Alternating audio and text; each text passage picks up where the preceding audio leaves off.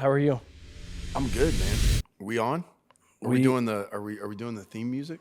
We can Give me add my theme music. On. What are we doing here? What are we talking about? I heard a fact a few weeks ago that I've been dying to talk to you about. Okay. Don't think that I can fully process the thought in my brain, so I need you to help me process through it. I'm excited. You ready? Yeah, where's this going? By the way, I've been thinking about saying this. Mikey's got a Mikey. Ooh, Mikey, you're wired up. He's talking about a microphone. What's up? Mikey Winters. I got a Mikey. What's going on, man? Not much. Is this your first podcast you've ever been First ever dialogue podcast. I'm happy to be here. on? Come on, man. It's good to have you here, man. Thanks for having me. That's great. We'll see. Maybe we'll get you a camera next time, depending on how insightful. I mean, let's be honest, dude. Mikey's a handsome man. You could come sit in the middle. You could come sit in the middle of the couch. He does not have a face for radio. He has a face for TV. Right. We need to get this man a camera. Right. The awkward thing is if we were having someone set up a camera, Mikey would be setting up his own camera. Yeah. There you go. It's like a dream within a dream. How's it going? What are we doing here? What are we talking about? You guys, what do you guys want to talk about? We've been diabolically planning. Okay. I'm just kidding. But I heard a fact a few weeks ago that I've been dying to talk to you about. Okay. And I like, it blew my mind when I first heard it, but I don't think that I can fully process the thought in my brain, so I need you to help me process through it. I'm excited. You ready? Yeah. Where's this going? Probably Do you know not. about that? Do you know where this is going, or are you surprised? No at that? clue at all. No, I ran it by you. You did? Yeah, I brought it up in our meeting the other day. I've been thinking about this. Must have been memorable. I'm ready. So in 1848, gold was discovered in California. Okay. There was a guy named Samuel Brannan who became the first ever millionaire in the history of California at some point in the 1850s when the gold rush started. Okay. Do you want to know how he made his first million? Yeah. Selling pickaxes and mining gear to people that were mining for gold. Okay. Does that not blow your mind? I must not be tracking. Wouldn't you think that the first millionaire would be the person who was mining for gold? Yeah, but yeah, the selling the tools to be able to do it. Yeah.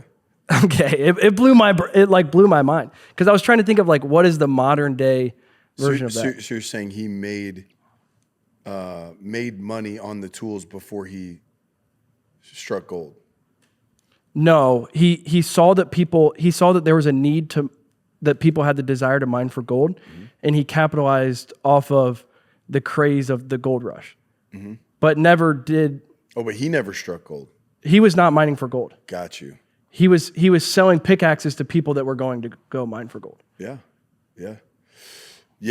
I think the more you meet people in different kinds of businesses, it's like everywhere you go, there's something in a room, right? Somebody makes that part right there that connects, those wires or, makes that conduit or whatever. And those people are, again, they make deals around the world to do those things and supply a lot of things we would essentially take for granted and not think much of. In fact, a lot of people who are extremely successful or wealthy, do businesses that, you wouldn't necessarily come to mind as like, wow, that's probably a wealth builder. But like, for example, I was talking to somebody the other day who does, essentially works with a guy who is one of the largest waste management, right? So again, a lot of people who would understand that industry know that it's very lucrative, but in general, you wouldn't necessarily walk by and see waste management and think, hey, if you're trying to set your course to a multi-million-dollar business, you wouldn't necessarily start there, but people do, and it's very, very lucrative. So yeah, I think, yeah, I'm not surprised. I mean, like you said, it's essentially supply and demand. So he knew there was a large demand for, people that knew there was gold out there, and they wanted to get there, but you can't do it without the pickaxe. You can't do it without the Right. So he understood supply and demand. I was trying to think of what's like the 2025 version of that. Like, because it felt like that he was a few years ahead of in thought process. It started. I'm not an expert. I doubt you are as well. But it started making me think about cryptocurrency, like and how like there's this craze about investing in cryptocurrency, and there's people out there that are creating the platforms or the software or whatever so that could be possible. Yeah. Do any thoughts pop into your brain? Yeah, I'm probably not the guy who would be able to anticipate, where the puck's going on all that stuff. All right. But I mean, I guess, you look back on, people who are really getting into like data storage and the cloud and, being able to like obviously see like where everything's going in terms of tech infrastructure and people that bought in on that early. And I think obviously like transportation and a lot of those areas that, people see what, be able to anticipate where that's all going. But in terms of like economically, what's the, what is that? I definitely wouldn't be the one to speculate on that. I don't know. Is there stories in the Bible that pop into your brain of someone that felt like that they like had great anticipation in a sense like that, or that they were like a few years ahead? I also I was thinking about it too, because it's not like, at least for me, and I believe for you, like it's not like the goal is just to like get rich, but to have impact. So like someone that was on like kind of the cutting edge of a change or and was able to have impact because of that. Well, what's interesting, and this isn't what, when you're reading the Bible, you wouldn't get this just reading the text straight up. You'd have to use the framework that we tend to use, which is looking into the historical element of it, looking a little deeper. So I'm actually going to be preaching here soon on a little bit out of 1st and 2nd Kings and 1st and 2nd Chronicles. So those books are written to give essentially it's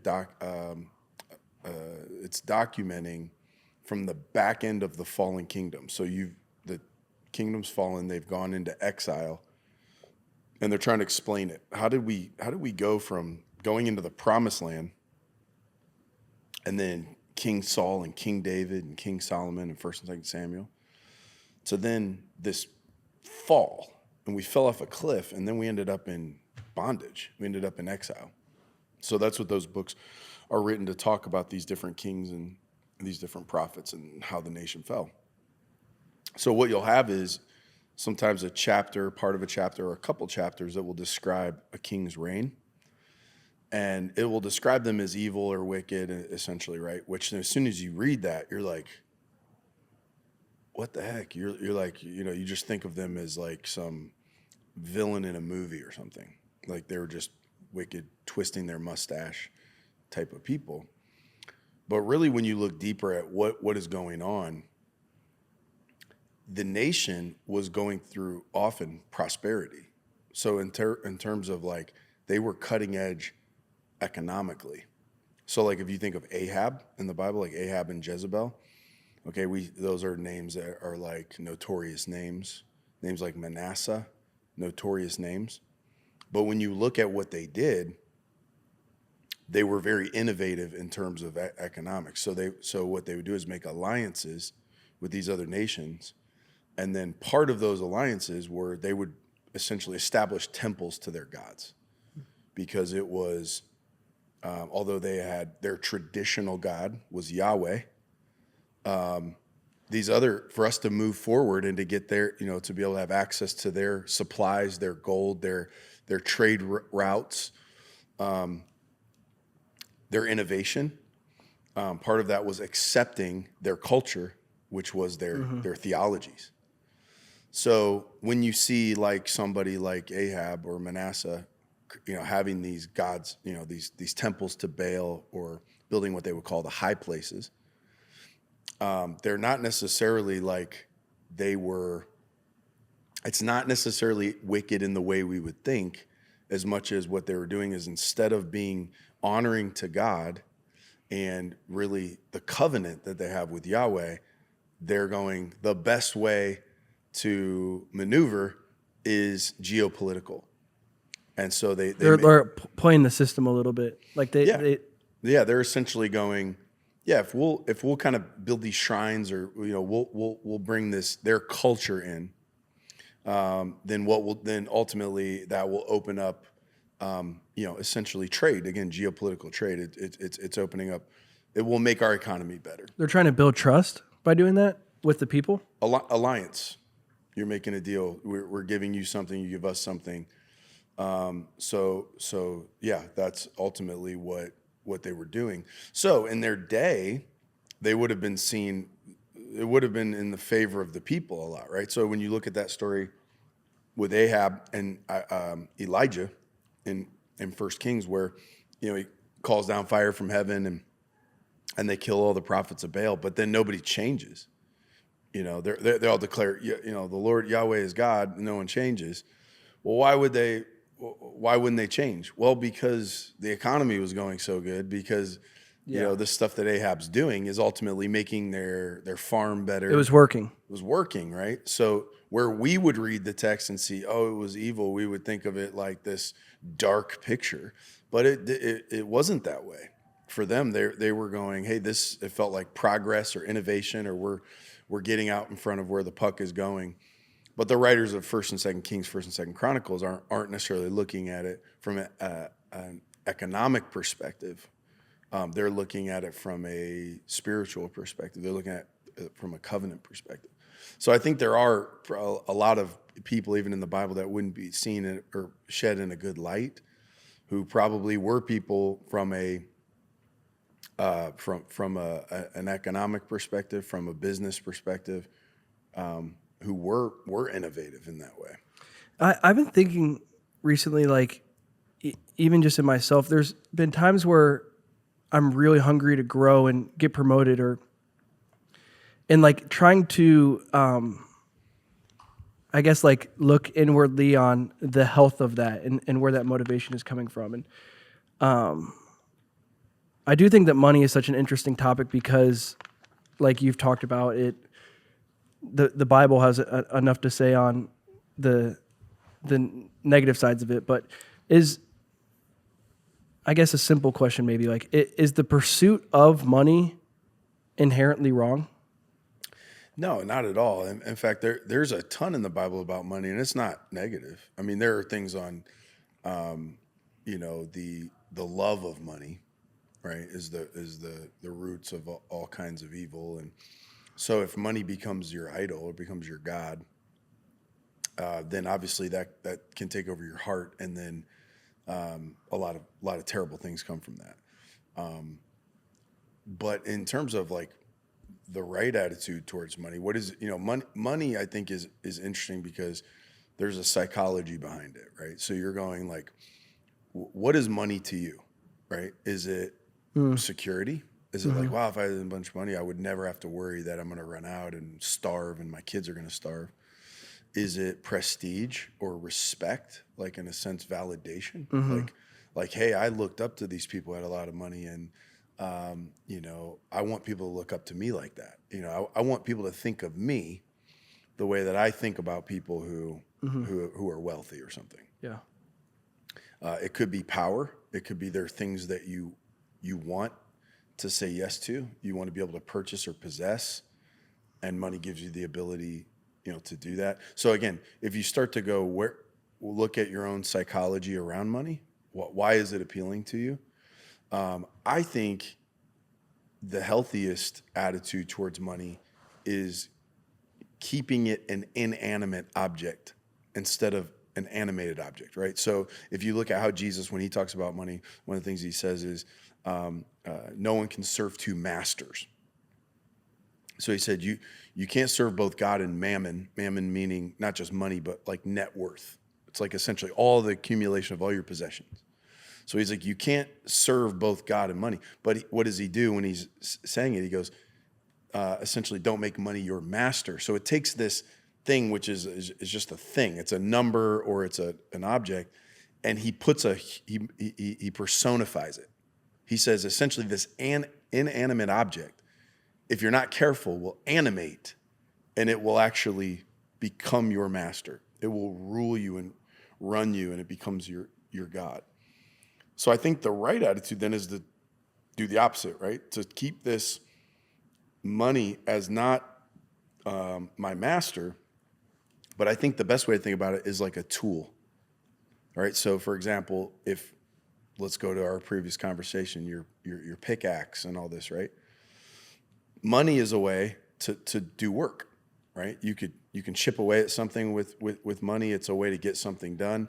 If you have a lot of money, it's like having a crane or a dump truck or an earth mover, right? Like I can do some work with this hammer, but I can do a whole lot of work with that. A drill costs more than a screwdriver. Right, or a drill that can drill into the center of the world, right? Yeah. We could do deep core drilling, right? But again, I don't live for the drill. I don't worship the drill. Life's not all about the drill, but that drill enables me to do work. So if I think about money, like my personal money, right? Some of it, it's like, I spend it on work, serving my family, sometimes enjoying moments with my family, helping other people, right? The more I have, the more I'm able to do. Again, when I say work, I don't even just mean, getting your fingernails dirty and work. Sometimes it's that, but it's also, moments you're able to create or places you're able to go and things you're able to see and all of that. But seeing it as a tool and not something that I wake up worshiping. And if you have more, you can do more. So I think probably I've met people who didn't have much money and I think had a very unhealthy attitude towards money. They were jealous of everybody else who had money. They seemed to know what everything cost all the time, and always going, well, must be nice, and it's like their whole world revolved around it. And I've seen people who didn't have much money who had a very healthy attitude towards money. And then same, I've seen people with tons of money who were completely obsessed around money. It's all they thought about. And then I've met people with a lot of money that really saw it as a tool. And they were like, essentially they go, I have this tool. I'm looking for the right places to use it. And they find great joy and purpose in putting their money to work in that way. Some of the wealthiest people I've ever met are actually some of the least greedy, least materialistic people I've ever met. So it isn't whether you have it or not. Really, I think is what is your attitude around it, and that's why I think it's a very important part of discipleship. Yeah, because it does cause you to taste the contents of your heart, right? Where your treasure is, there your heart is. So in a lot of ways, you go, is this the thing that, why am I obsessing over it? So I think it's a good question to ask yourself. It's not wrong. It's not inherently wrong to want to have more money or resources. The question you should be asking yourself, and you should probably never quit asking yourself, is why? Yeah. Because the answer to that question could change. It's really good. Where you're at today could be wrong or right. 5 years from now, we're dynamic characters. We're changing people. So you could have your answer in your heart right today, and in 5 years, for one reason or another, that could change. You got to keep that question open. Yeah.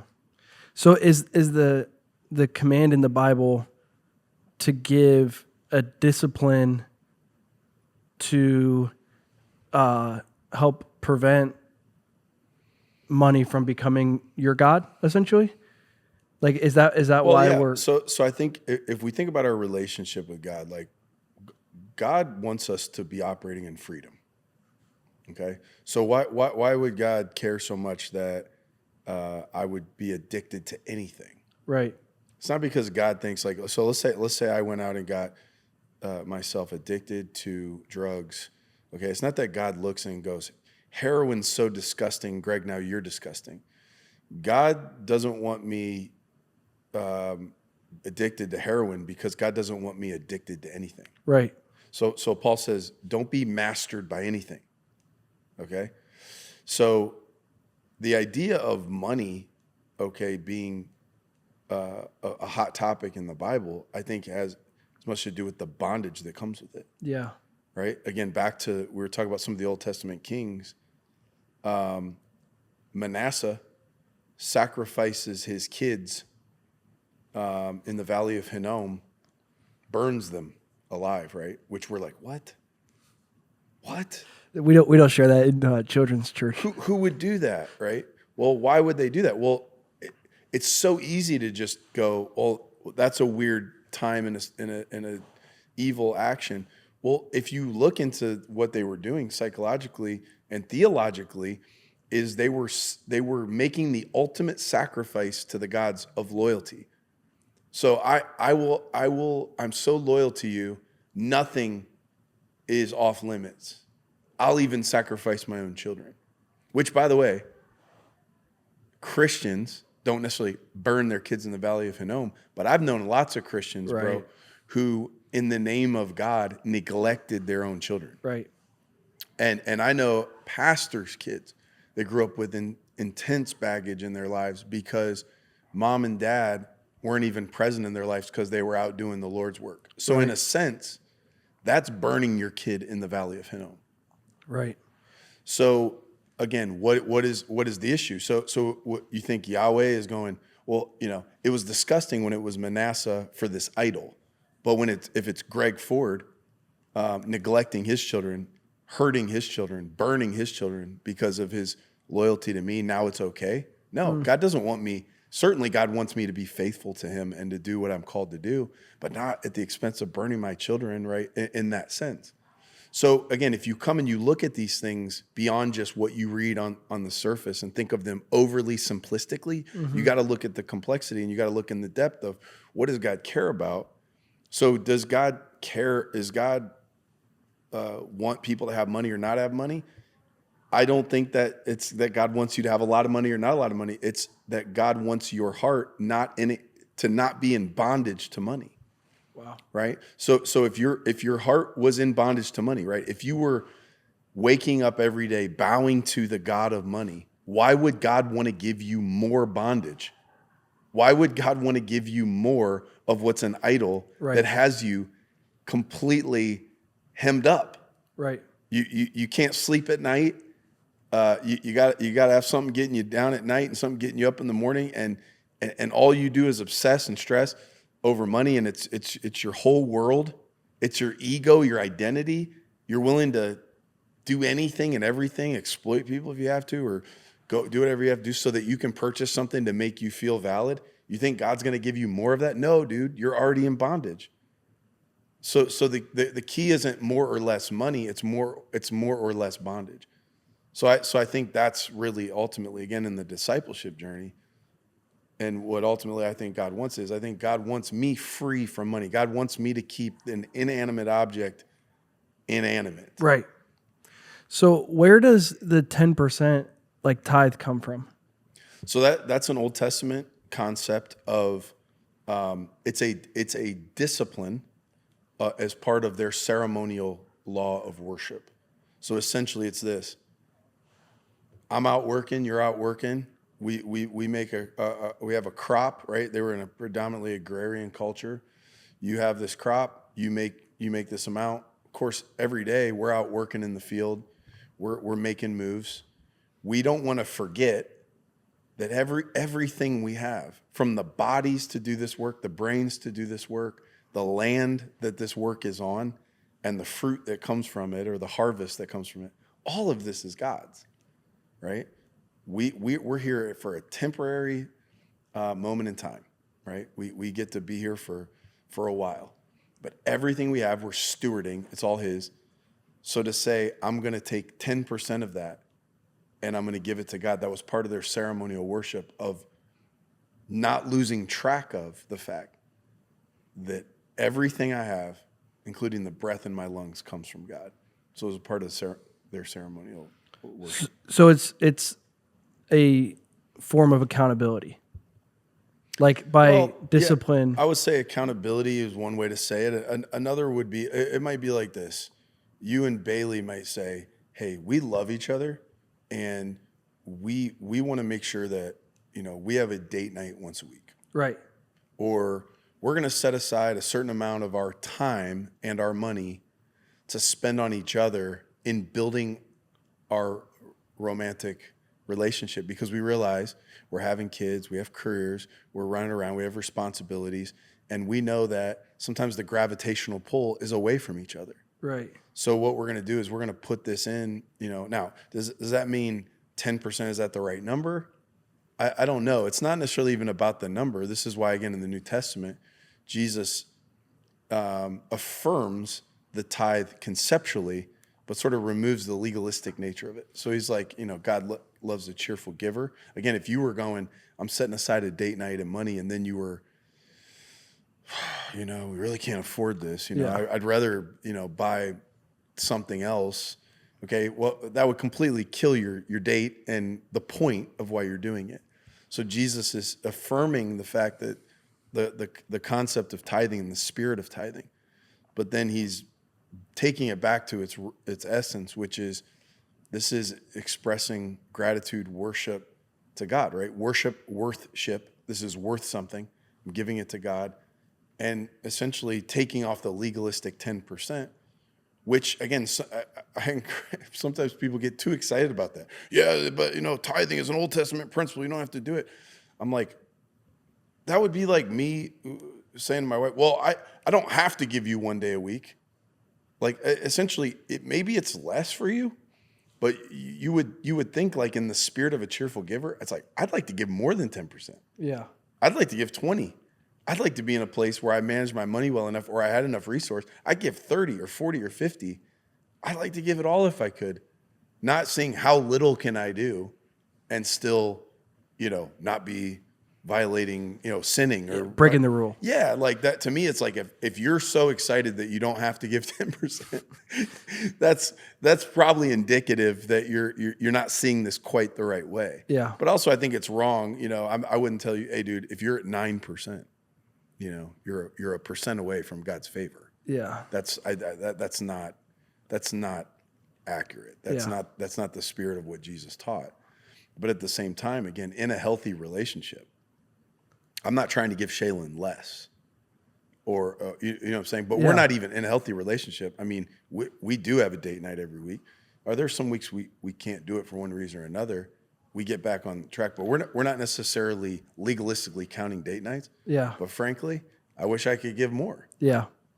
Yeah. I'm so glad that we're having this conversation. I didn't even honestly plan to have it. I just planned to talk about gold mining.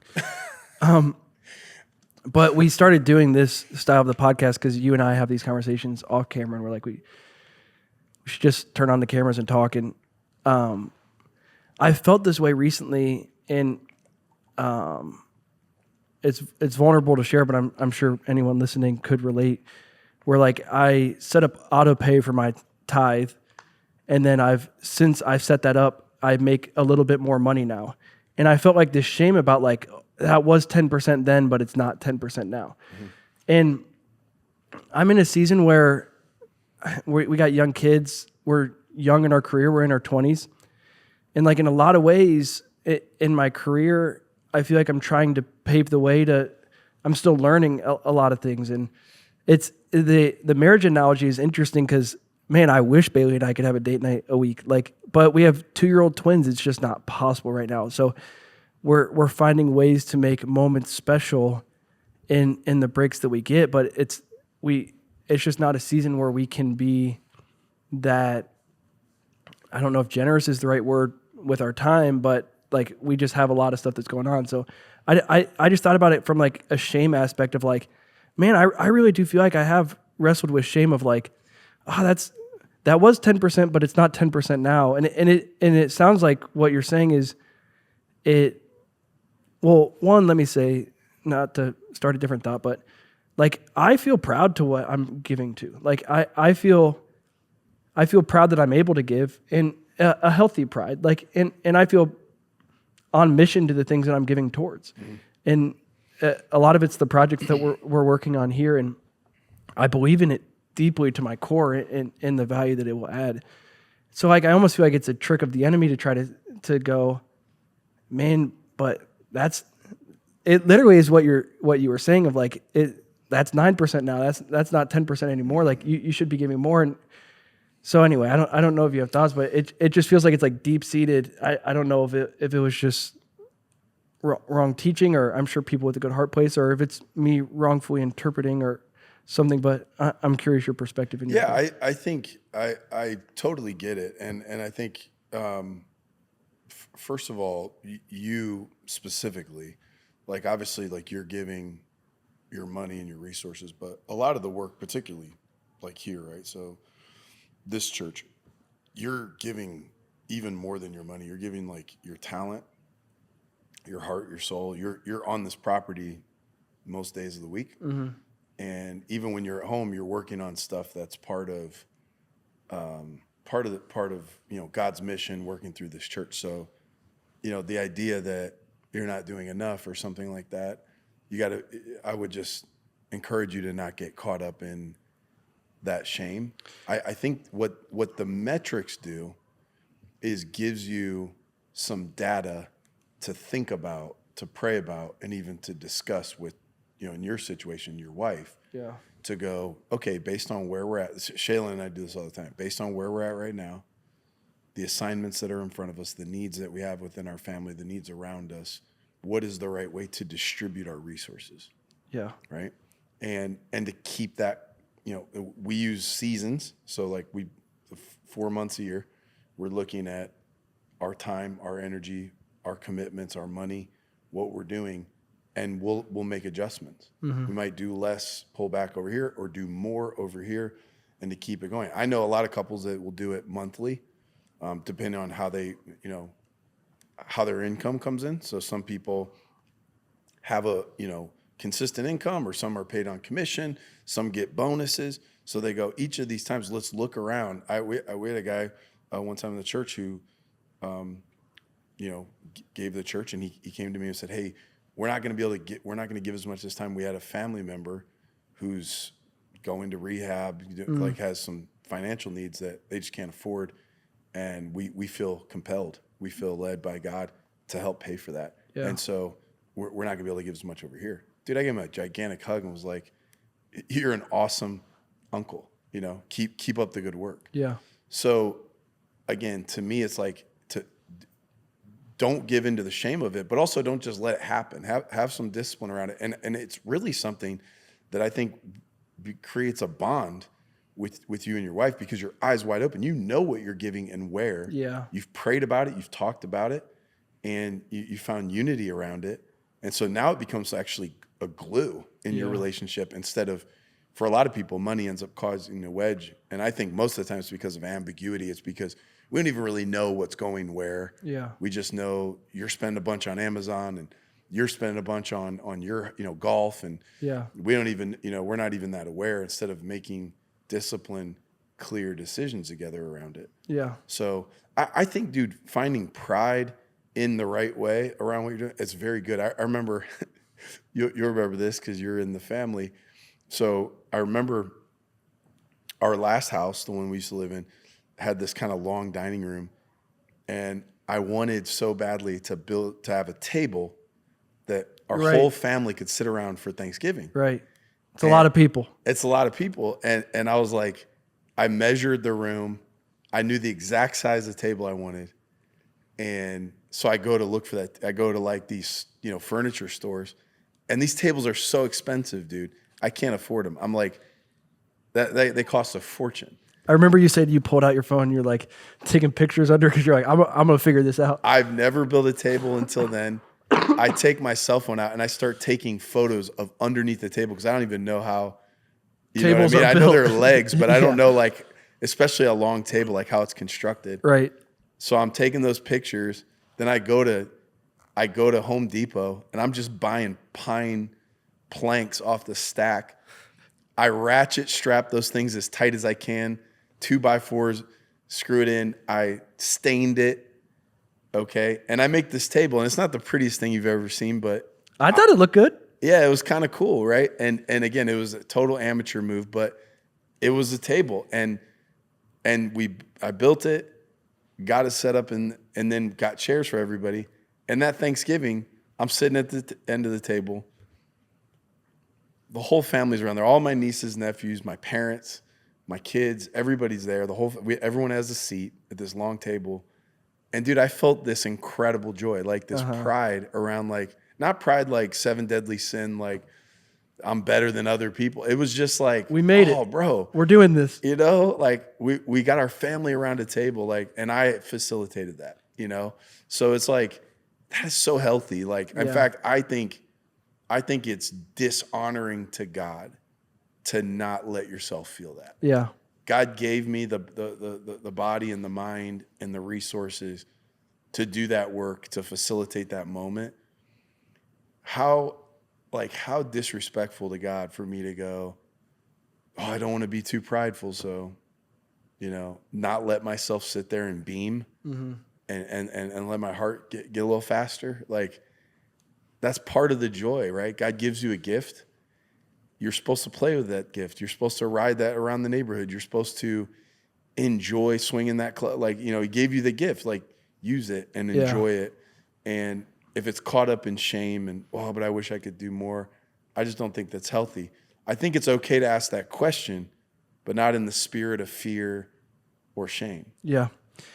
I remember, I want to share the story about what, the like commitment night for Nexus Now. I feel fine with it, but do you think it's okay if I share the numbers that Bailey and I were talking about? Or is that weird? No, it's fine. Okay. Because I feel fine with that. I don't think she would care. So I remember I was walking in the night and I was deciding between, for whatever reason, for 3 years for the project, trying to commit to give either $2,500 or $5,000 in addition to what we already give. I don't know why those two numbers were the numbers in my brain, but I remember like at that night, me and Bailey sat together, prayed together. The music was going. We were kind of wrestling with it. And then she went up and filled out the card and came back and she's like, I wrote down 7,500. I was like, Bailey. I was like, Bailey. She's like, I don't know. I just felt like, I was like, okay. Like, and I was like, we'll make it happen. Yeah. And since then, God has showed up in so many different ways. There hasn't been, we haven't opened our mailbox and there's thousands of dollars sitting in there, but it's like I shoot video. There's freelance projects that have come my way that I never would have thought. Multiple. Yeah.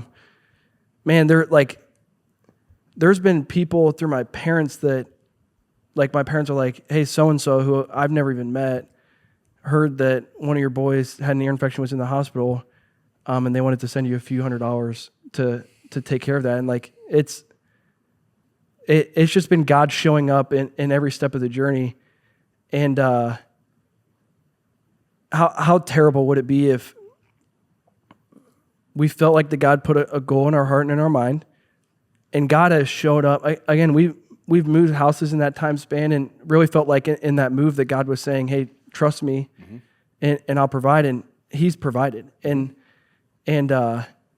how terrible would it be if at the end of those 3 years, we gave what we prayed about and talked about, and God provided, and we feel like this sense of shame that it wasn't enough. Like it was making me think about it, because you were just talking about, I'm going to forget the city, but the people sacrificing their kids in the Bible. What's the city? Starts with an H. What, the Valley of Hinnom? Hinnom. Yeah. So if someone's tendency is to, let's say my tendency is to feel a sense of shame about not giving enough, it's almost like the enemy will steer you in that direction and feed you that lie, versus if someone's tendency was the opposite, like 10% is an Old Testament thing, I don't have to give it all, then the enemy's going to push you in that direction. That, like, not try to convince you, you're not going to fall into the lie of like, oh, I'm shameful because I'm not giving enough, if your heart tendency is to not want to give anything at all.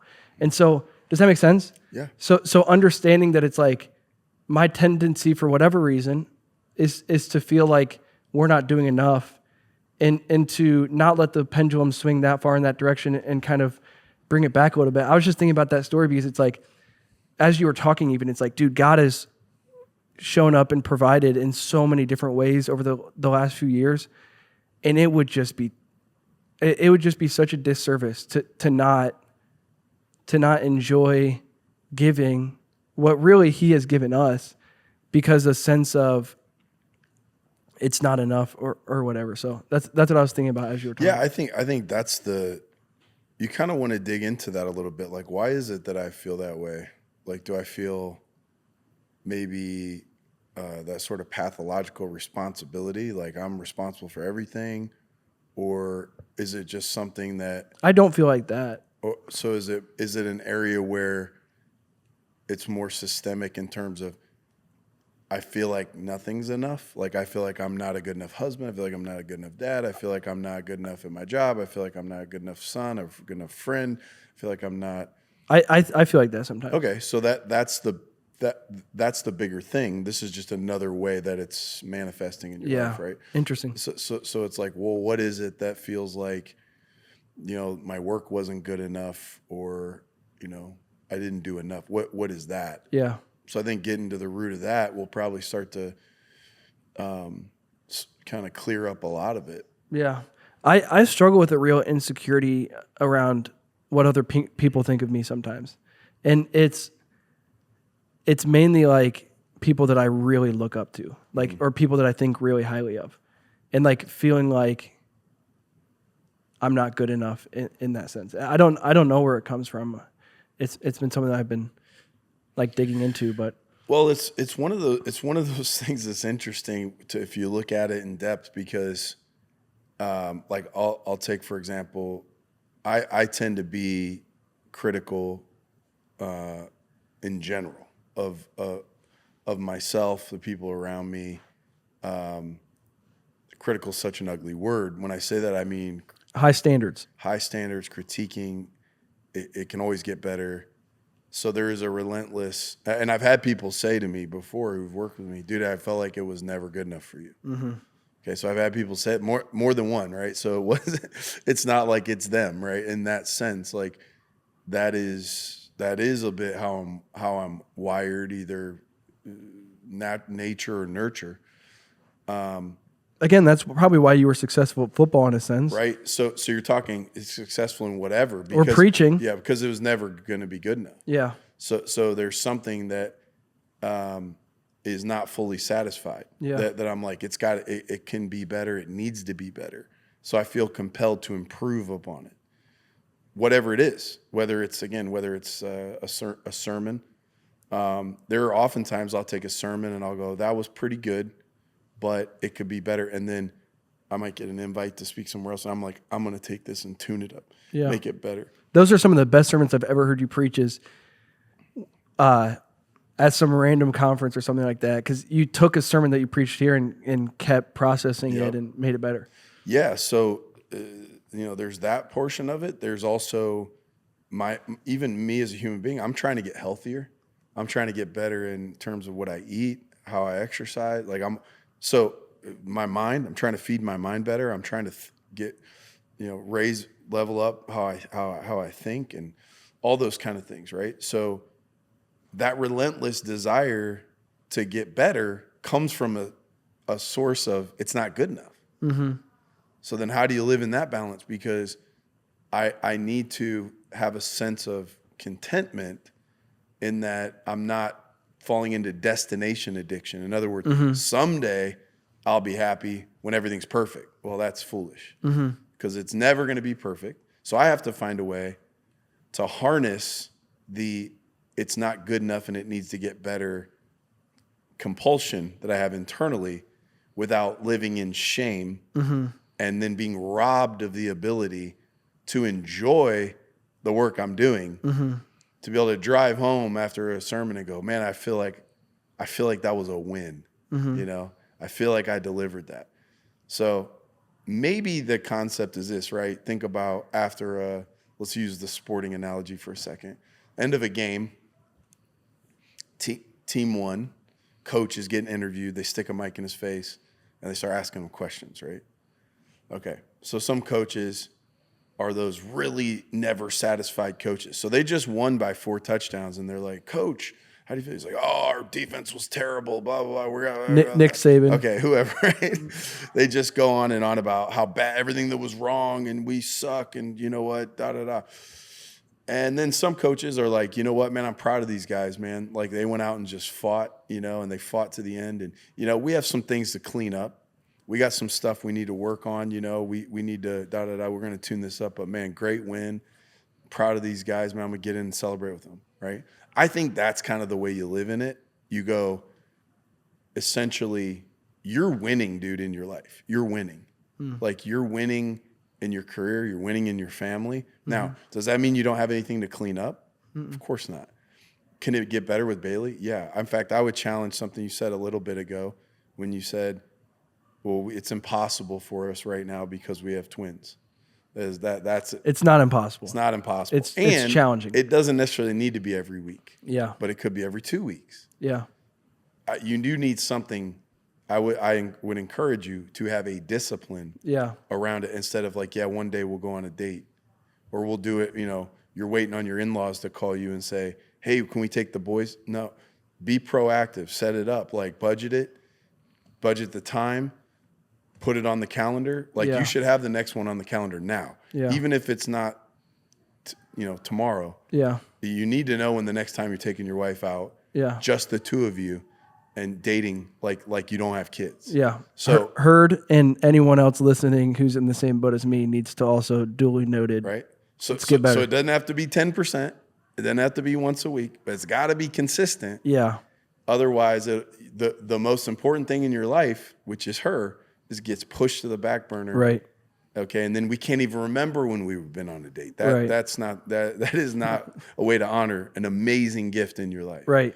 So my point being, you don't want to live in shame of it's not enough, but you don't want to kill the desire to improve and get better. Yeah. And it's over time, maturity, introspection, you get better at living in that. Yeah. Yeah, it's really good. And I think that in my immaturity, sometimes I've thought that like that desire to grow and get better is like either fully good energy or fully bad energy. But the reality is there's probably definitely some motivation for both in there. The reason it's probably more intense of a feeling than it should be is it might be and probably is tied to your identity a little bit. So in terms of, it's not just like, is my work good? What does my work say about my personal value? So you were saying, there are people you highly respect that you want to be highly respected by. Yeah. That's not bad.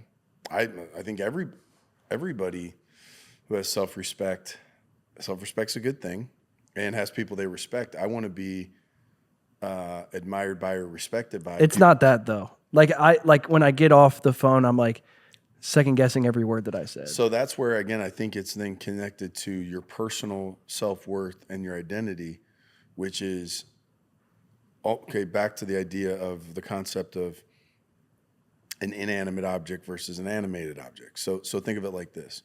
You'd hear a lot of times people say, don't compare yourself. Comparison's the thief of joy. Yeah. Kinda. I don't fully agree with that. Okay? Because I would say comparison's the thief of joy if my full identity is in my work. So, for example, if you and I do the same work and you're better than me, okay, and my identity's in my work and the way I identify you is with your work, now I just feel less than you. And because of that, when you're awesome at your job, I feel demoralized and even insignificant. Mm-hmm. And when everybody's paying attention to you being awesome at the same thing I do, but they're paying attention to you because you're better than me, I feel invisible. And I feel like I don't matter. So that means that this thing's now taken over my identity. Let's use this analogy. Let's say we're both swordsmen and you are not only better with your sword, but your sword is better than mine. So it's like, I'm watching you do things with your sword I can't do with mine. I'm like, what in the world is that sword? And can I hold it for a second? You're like, yeah, you hand it to me. I'm like, what is this made out of? You're like, oh, it's a certain metal, it's a special metal. I'm like, oh my gosh. And I'm comparing. Now I'm holding mine in this hand and yours in this hand. I'm like, dude, this one's lighter. It's more aerodynamic. The steel is harder. It's better. Now, am I like, I'm worse than Brandon? No. I'm like, dude, your sword's better than mine. In fact, I might go, dude, teach me how would I do this right? Because it's not me. It's a tool that I have, or it's something that I'm, it's part of my life, but it's not who I am. Which is weird because like I feel like I can't, like, so I make video, like I feel like I can critique a video without critiquing myself. What do you think? I mean, you've done a ton of work with me. Like, do you feel like I think I'm really receptive to feedback, but I'm receptive to feedback because I want to be the best I possibly can, because I want to have impact, and I care about people. I would say areas where, and this isn't a criticism of you as much as we're using you as a case study right now, because I think this is true of most people.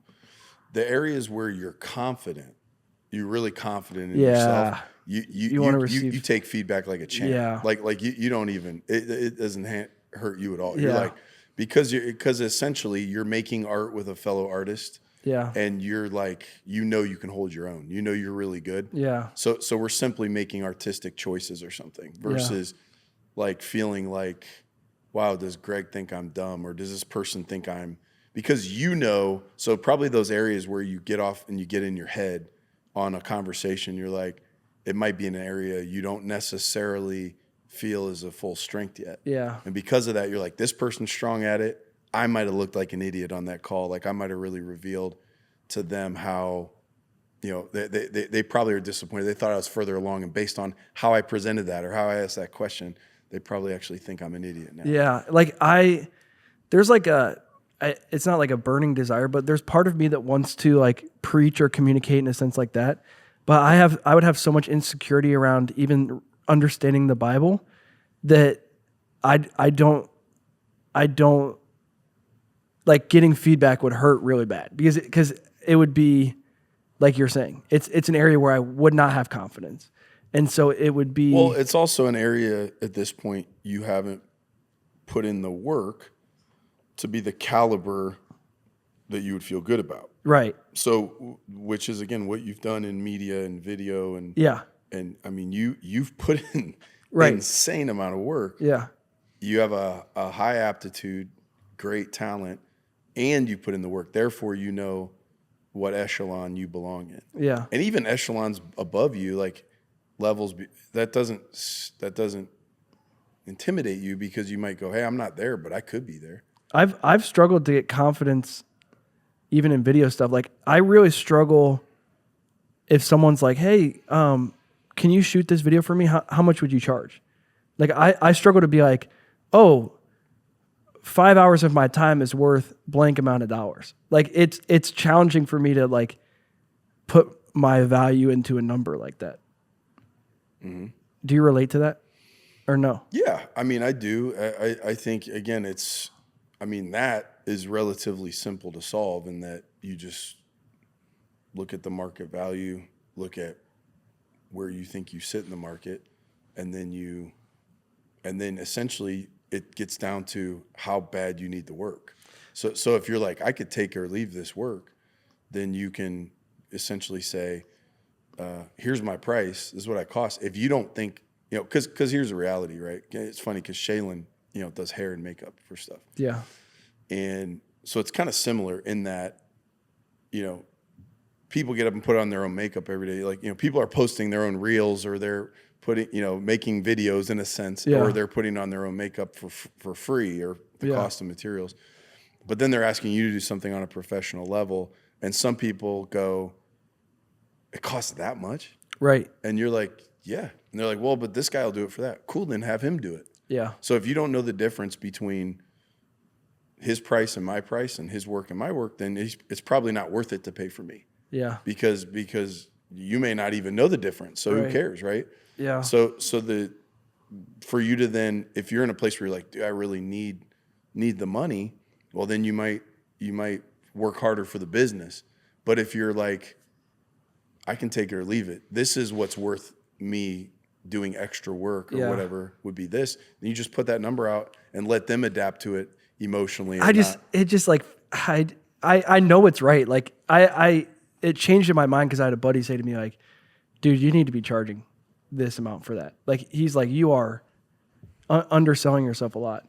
But like, even like, I hate having those conversations, and I'm like, I was thinking X amount of dollars.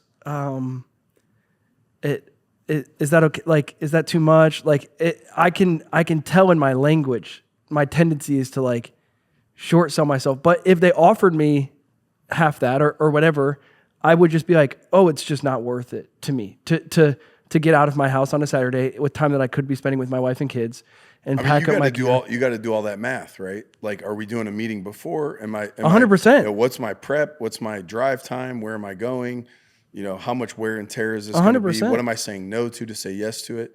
So, I mean, you can always, again, if you needed to modify it for a cause or what someone could afford or something based on their relationship to you or something, you could. It wouldn't have to. Again, at the end of the day, you know what it costs you and what you feel like it's worth, and you can put that out there and then adjust it if as you feel like it or feel like you should. Yeah. But again, some of it gets down to how much you need it, because if you're like, hey, I have this thing I'm trying to do and I need the extra money, then maybe you do that. And again, I think the other thing too that you've seen is you did discount yourself for a long time, but you were still building your skill set. Mm-hmm. And you're still building your skill set, but I'm just saying you're on another level now. Mm-hmm. So some of that you were essentially getting paid to get better. Mm-hmm. And now you have to kind of look and go, am I at the level that I think I am? And again, the market will tell you if you are or not. I see someone that I think that sometimes I'll see people's work and how much they charge, and I feel pretty confident that I could shoot something that looks better than what they do.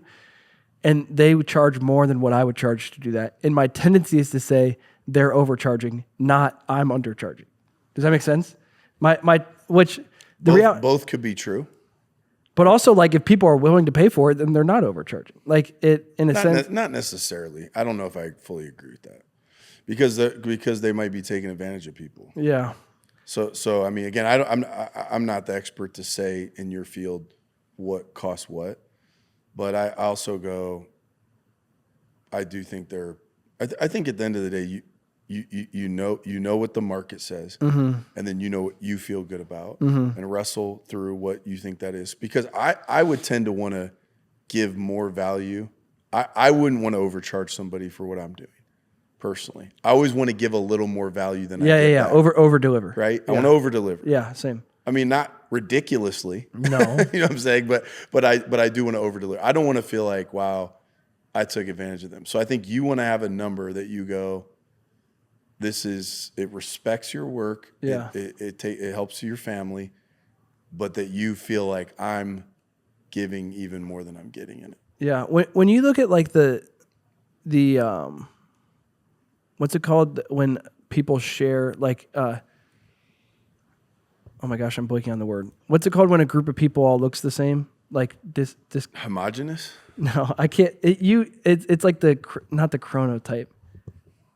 Oh my goodness. Now it's just going to bother me. Like you're talking about a psychographic prototype? Yeah, like a prototype, or like, isn't it psycho like a demographic is the way a group of people might look or their nationality versus a psychographic is the way that a group of people think. Mm-hmm. If you look at the psychography, I don't know what the word is, of creatives, like people that produce all kinds of, which I would put you in the category of a creative. I'm sure you would put yourself in the category of a creative too. I would put myself in the category of a creative. Do you think that there's a correlation between, like, not everyone's going to be the same, but like that sense of like certainly identity in the work, but more of like struggling with like the value of the work and like I think a lot of creatives, and I can't speak for non-creatives because I'm not one, but it tends to be like the intrinsic reward tends to be way more important than the extrinsic. Here's what's interesting is I remember reading this in a book a while back about people's work and compensation for it. So it was a guy named Daniel Pink. What? No, keep going. But I have a thought when it comes to this too, with that Andrew Huberman podcast I was listening to as well. I'm curious if you're going to share the same thought. Okay, so he was essentially they did this case study, their experiment where they had these artists, and essentially they had two different assignments. So one is to make a piece of art on a subject or something, but it was just their own work, like complete freedom to be creative, whatever you want to do. And then the second was to do it for money for someone else. So I'm making a piece of art, but it's for you, and you're giving me essentially instruction, and you're vision casting to me what you want, and now I've got to do that. So they had multiple people doing these two different pieces of art, and then they had these independent art critics critique the art, and the art that was not for money for someone else was always worse. Wow, really? It was always worse than the stuff they had done just out of their creative freedom. Wait, that makes sense. The one that they're doing for money. The one they're doing for money, Yes. for another person's vision and expectations, is lesser in terms of, according to the art critics, Right. is lesser than the stuff that they did from just creative freedom. I'm just going to make what I want to make. Yeah, I feel like I believe that. I'm not worried. Like, again, if you're doing a video for me, I'm telling you kind of what I want. Yeah. And then now in the back of your head, you're like, what's Greg going to think of this? Yeah. Versus if you're just making something, That I you're believe just in. letting it fly, dude. Yeah. And so those tend to be, we'll say, better, Yeah. valued higher or whatever, right? Yeah. So in a sense, that might factor in for you, right? In some of your work where you're going, all right, I'm doing this for this person. And even for you, is because your question was, why am I struggling with essentially the value of this, creating the right valuation? Yeah. There may be part of you that's like, I feel like I could have actually done better, or this doesn't feel like it's as valuable, because in some ways you might sort of subconsciously or consciously be going, it doesn't feel that great. Yeah. Well, if I believe, it's so important that like I can feel when I'm making specifically like a longer form, more like story video or documentary style video. It's like I have to believe, like I have to feel it in my heart. Like if I'm just making like a short promo or something like that, it's like I can get behind if it's a mattress company that's promoting good sleep. Like sure, like I think good sleep is important. But like if it's like we just did a video on the special needs ministry in our church, it's like I can like feel it in my soul. Like so like I mean me and Mikey shot it, a lot of it. Shot that video I think 2 or 3 times cuz the first 2 we were just like it's not doing what we want it to do. And so like frankly I could see a world and I always do my best. But I could see a world where if I was trying to meet someone else's standard, I would have shot it the first time and done it. Because like if I'm doing a video that you're telling me to do, I'm kind of guessing a little bit if it's hitting the target or not. Versus if I'm doing a video that I can feel in my heart, there's no guessing. Like I know in my heart. The idea that popped to my brain, Adam Grant and Andrew Huberman were talking on this podcast, and they were talking about this study of there was a study done with it was like teenagers playing video games, and it was basically like the enjoyment of a teenager playing a video game, and then they started paying them to play video games, and the enjoyment went down a little bit, and then they stopped paying them to play video games, and they didn't enjoy it at all. So it's like in something that was enjoyable. You know who doesn't play golf on their day off? Bryson DeChambeau. Yeah, professional golfers. Right.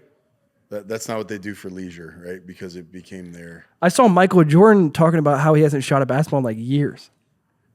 He's like, I haven't shot it. Because I think he was saying, well, he was telling the story of he was at somebody's house and like their nephew was there, and he showed him the basketball court, and he like threw him the ball, and Michael Jordan was on the foul line. And he's like, bro, my nephew just wants to see you make a shot. And Michael Jordan's like, dude, I haven't shot the ball in 10 years. And the guy's like, come on, dude. Like, and Michael Jordan was like, I stepped up to the foul line, and he's like, I was the most nervous I've ever been shooting a basketball. He's like, I've never been that nervous. That's a guy who shot free throws literally with his eyes closed in a game. That was the footage playing over top of him talking, was him like this. Yeah. The guy's like, did you make it? And he's like, of course I made it. I just think that's so interesting. Is like, I mean, there would be a day in Michael Jordan's life where he was making no money and shooting probably thousands of shots when he was in his teens and growing up. But it's like now, it's almost like it like ruined it or. Yeah, I mean, I it's interesting because it is when people are trying to find their purpose or their vocation or their they're like essentially right. The advice would be do something you're passionate about, which I think is very true. You don't want to be. I mean, think of the big chunk of your life that your career, your job, again, not just the results of the work you do, but the nature of the work that you do. If you're not passionate about it and you don't love it, that even if you're making a ton of money, it doesn't seem to make a lot of sense because what are your hours worth and what is your emotions worth and what are what is the joy? You have all this money and no time to even because you're working and you were just miserable the whole time you were getting it. Like that just seems like a foolish trade to me. But in a sense, like you were saying, you want to have passion around your work, but at the same time, sometimes if you take and go, well, what am I most passionate about? Therefore, I'm going to, do it for a living. Sometimes you might, especially if it was a leisure activity, right? You like golf. The idea that you're losing this thing that, like, we've literally seen that with people who go to our church and think, oh, I love serving at the church. I love going to the church. Maybe I could work at the church. Yeah. And then we've literally had them come here and they go, wait, I didn't even really think about the fact that if I work for the church, then, it's not really not the church. Same. It's it's now my job. Yeah. And now on Sunday, like, I have to be there and I have to do all this. I got to be there all day. And and some love it. Some are like, man, I mean, in fact, I was telling Shaylin the other day, I was like, I think I've discovered one of the most important factors in hiring at our church outside of just, can you do the job, is do you love being here? Like all the time? Because you are going to be here a lot. Like you're going to be here all day. And like some people they love it. Like they want to be here all the time. They want to be here. And I bring my boys here every Friday on my day off and let them run around in the gym and play basketball. That's awesome. Like it just feels like a safe place. Yeah. And then we've had people that didn't, so then it's like, again, that's a huge factor to being like want to be here a lot. But we've had people that really go, I like this being my church. I like this being somewhere I go once a week, not necessarily where I want to be every day. Yeah. So back to your point around, you want to pick a job or a career that you're passionate about. At the same time, sometimes people do that, and then they maybe lose this thing in a different context in their life. And So anyway, one of the things with the Working Genius, which is a Patrick Lencioni professional trait quiz, talks about if you have an enablement genius, which is their language for, it's another way of saying you enjoy supporting people. The type of work that you're doing doesn't matter as much as the people that you're doing it with. And I don't know, like you and I both have, it's called a discernment genius. We find joy out of making decisions. Making decisions is not hard. My guess would be is that for us, the type of work that we're doing is very important. I've just almost thought that there's a correlation with creatives and the nature of the work that you're doing, but I'm sure it's not. Listening to you talk, I'm sure it's not exclusively creatives. I'm sure it's, like you're saying, I think to everybody, there's a certain level of the type of work that I'm doing matters to my joy, or not necessarily. Is there people that work in a bank that don't necessarily care about finances like as a passion, but they enjoy the people that they work with? Can I say? Yeah, and I think, go ahead. Like the other thing is like real estate agents I've talked to that like part of the joy is seeing people get into their home and like make memories in their home. So it might just be like real estate agent, not necessarily super passionate about houses, but it's like I'm passionate about giving families a safe space. Like the way that they're finding that passion might not be what you think at first. Yeah. So I think that I think you're right to think about think about it in its complexity, right? And to think about it sort of individually and case by case. So, for example, somebody who is administratively talented, in other words, they like keeping things in order, creating order, keeping order. Okay, they might be able to do administrative work in one of any 100,000 businesses that might be anything from providing a service to making widgets, and the idea of, if I'm doing it for a good cause, it's even better, but that's not necessary for my joy or for me to have a good quality of life, because as long as I can keep the ducks in a row and the train's running on time, or whatever you want to say, like that's the joy, is the nature of that work. And then others, might be quite a bit different in terms of, man, if I'm in here making decisions, or I'm, Vision. being able to have vision, being able to, work towards a specific cause or product that, I deeply believe in, might be extremely important, to them. And like you were saying about real estate agents, I think, again, as the more self-aware somebody they kind of look deeply and go, what is it about this? Yeah. So it's like you said, the first thing that might pop out is, I love helping a family find their forever home, or, whatever. But even like within that, there's probably even more, right? There's things like their ability to digest the values of someone else, and then to be able to synthesize, and then to go out and find, they're going to love this space. It's like a puzzle. It's like you're making a match. Like it's like right. a puzzle. Yeah. In some ways, almost like matching two friends up. You're like, I know you and I know you. Like, you guys love each other, right? Yeah. Whether it's romantic or not, even just like two friends. Like, actually, I met somebody yesterday that reminded me of somebody else that I know. Yeah. And then I asked them, hey, how can I help you? And they were like, well, we're really trying to build some relationships. And I got really excited. I was like, I got you. because I know when I introduce those guys, I'm going to walk away and they're probably going to sit together in church for the next 10 years. Yeah. So like, that's exciting to me. Again, similar with a house, right? You're like, okay, I know her taste in this and his taste in that and blah, blah, blah. And it's more than just, does it have a sunroom or a attached garage or whatever? That's part of it. But it's like, I know that I'm making this match. So again, that is real estate. It's someone that's doing that work and they go, I just love that part of it. That's going to add to their quality of life quite a bit, whether or not they love all the other agents at the agency or whatever it might be. And if they decide to step away from, being a real estate agent, they would want to find something that was probably, that was scratching that itch or was meeting that need. They're able to use that ability and that skill and that joy in another way, right? And there's plenty of jobs and other things that you'd be able to utilize that and feel that joy. But, again, I think the more you can understand about yourself. I was talking to a young guy, a couple years ago, and I was asking him what he did for a living, and he was telling me about it, and it's in like IT and all this kind of stuff. So, and that's not my forte. So I didn't, I was asking him questions. The more he talked, the more I realized I did not understand what he did. Yeah. And then I was asking him, do you like your job? And dude, he literally, his eyes got big. He's like, I love my job. And that kind of caught me off guard, because I was like, you don't usually hear that. You don't usually hear people that sort of effusive about, I love my job. Yeah. And I was like, that's cool. What do you love about it?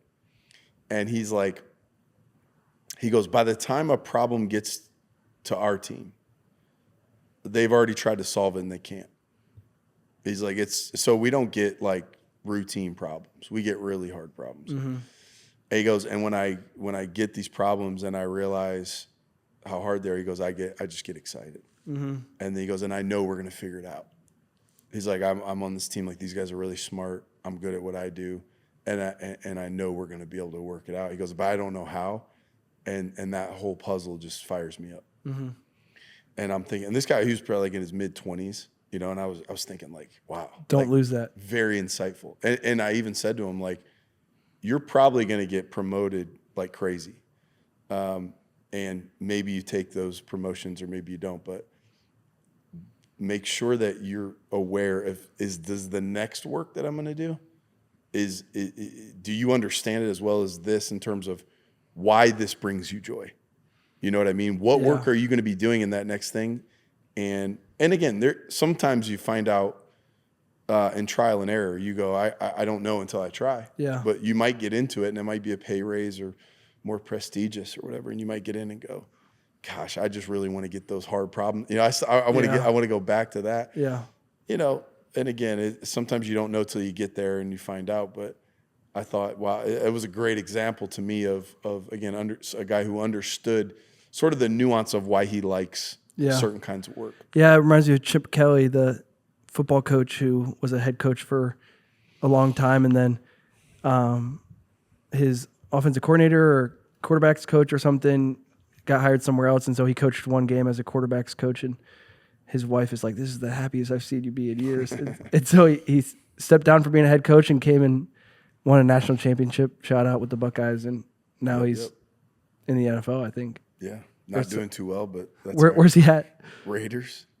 Yeah, they're not as bad as the Browns. So I feel very fortunate that I have found intrinsically rewarding work this early on in my career. And it wasn't at first. I remember when you came to me and you're like, hey, we kind of, the world needs more video people. I was like, sure, I'll try it.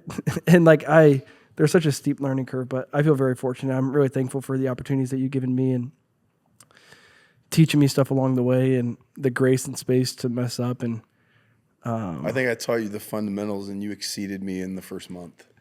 Yeah, I went quickly from us sitting down and you saying, hey, press these keys, to about 2 months later, we sit down and you say, what keys do I press again?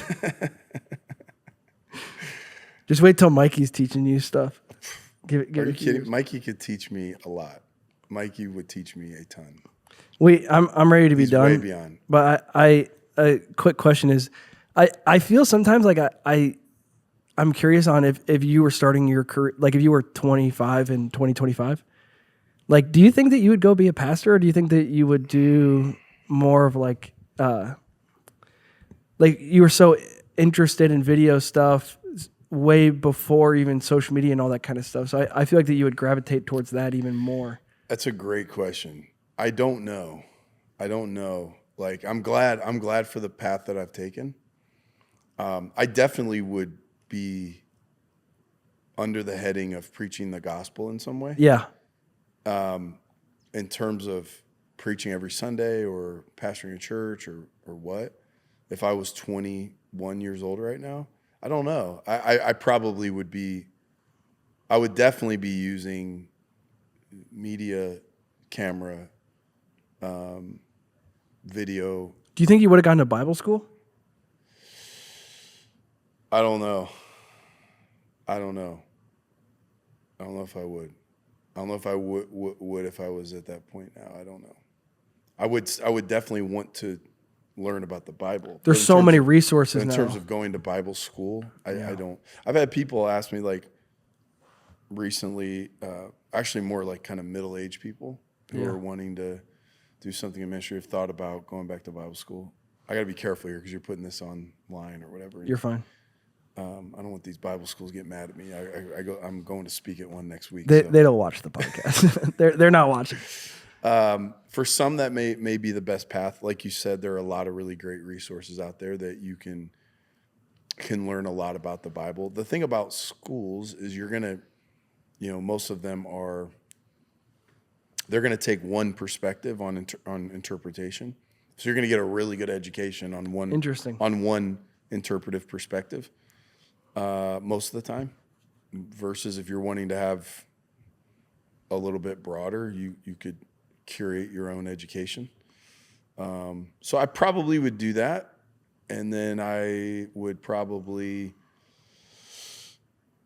be working on doing stuff like what you're doing. Content, yeah. Mm-hmm. Interesting. Yeah. By the way, college also has a lot of benefits outside of the classes. It's teaching you how to. Well, I didn't go to college, so I can't talk. But I did early on in my career here make a lot of the mistakes that I probably should have been making in a college type setting, like not turning in papers on time or things of that nature. When you're when you're in your career like I was and am, and you're making those mistakes and you're also collecting a paycheck, there's a higher level of pressure than. I think you took the right path for what you're doing. I think I did It was too. more of an apprenticeship, and you got immersed into work. And at times it was completely overwhelming for you. But most times. You stayed the course, and I think probably got a pretty immersive education. Yeah. I mean, ground floor in the weeds. Anyway, thanks for doing this. Yeah, man. Let's do it again. Mikey on the Mikey. Any other thoughts? Nope. I love listening. That's all. Always love listening. Dude, always love having you here, man. Thanks. Love learning. Mikey. You just bring aura. Yep, that's all. Just aura. If for those of you watching, we don't even have a light over there. That's just Mikey shining. Like it's just his light. This is actually a pitch black room with no light. It's just Mikey's aura. True story.